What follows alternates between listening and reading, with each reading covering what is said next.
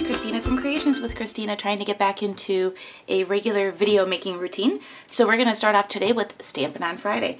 So let's go ahead and get started. I have a piece of Whisper White cardstock and the Flower Patch Stamp Set, which is a photopolymer stamp set.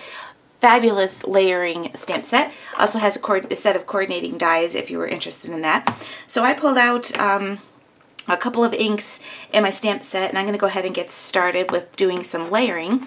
I'm going to use Blushing Bride, and I'm going to take the solid flower stamp. This is the largest of the flowers that are in that set, and I'm going to stamp that out right onto my piece of Whisper White. And that's going to be my background piece, so I'm okay with that. It's a little bit blotchy. I didn't really do too good of a job inking it up. And then I have my layer piece, which I'm going to put onto my stamp block. And I'm going to ink that up using the Strawberry Slush ink.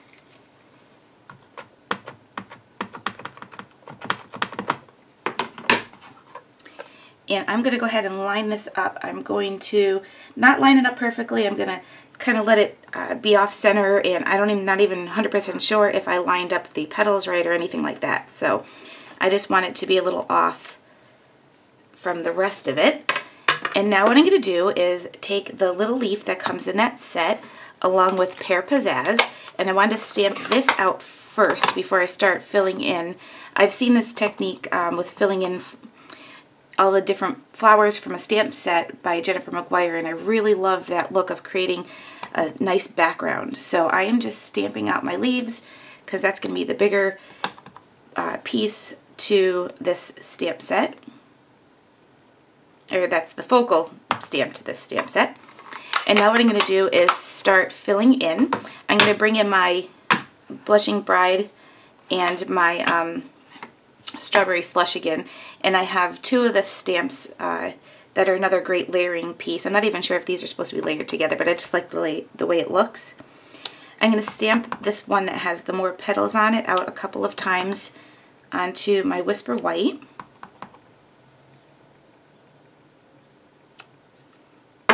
And then I'm going to take the next one that has only 5 petals and do that with the Strawberry Slush, and I'm just going to go ahead and layer over the top of that.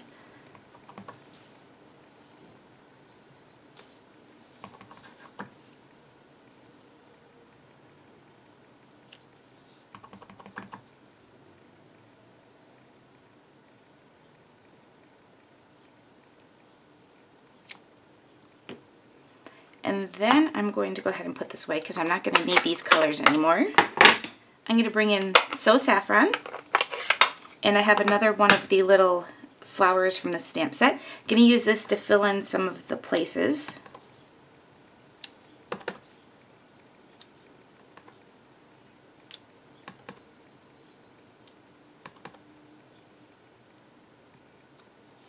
Just like so. And then I have another little flower stamp, which also makes a great center. So I'm going to take Early Espresso and stamp this out into the center of those ones that I layered with the Blushing Bride and Strawberry Slush.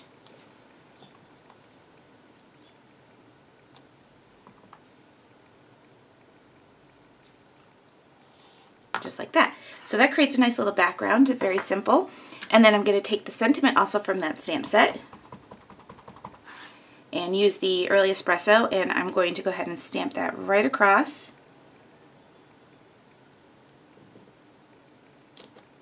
So it says, "You overwhelm me with your awesomeness."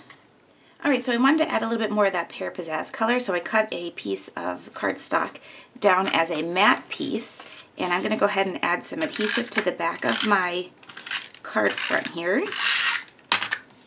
And I'll layer this right onto that Pear Pizzazz piece.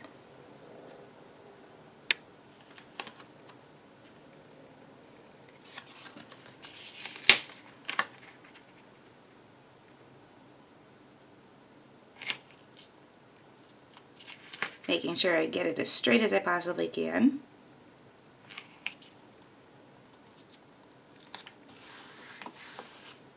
And then I have a piece of Whisper white cardstock, which I cut down to 4 1/4 by 5 1/2, and it's a side opening card. I love to make cards that open from the top, from the bottom to the top, but I'm going to do this one a little bit different this time. And this is going to get mounted right onto the front of my card base.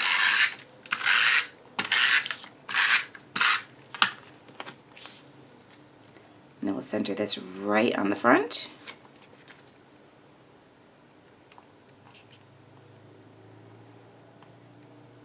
And I do see my card is off a little bit, so I'm just going to grab my paper trimmer and cut this down a little bit.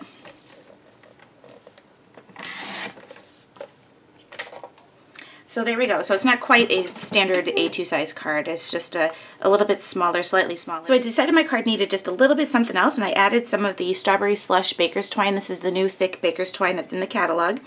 And what I did was I just took a 1/4 inch hole punch and punched a hole in the side of my card to give me a place to run my thread through, because since I decided to do this after it already mounted my piece here.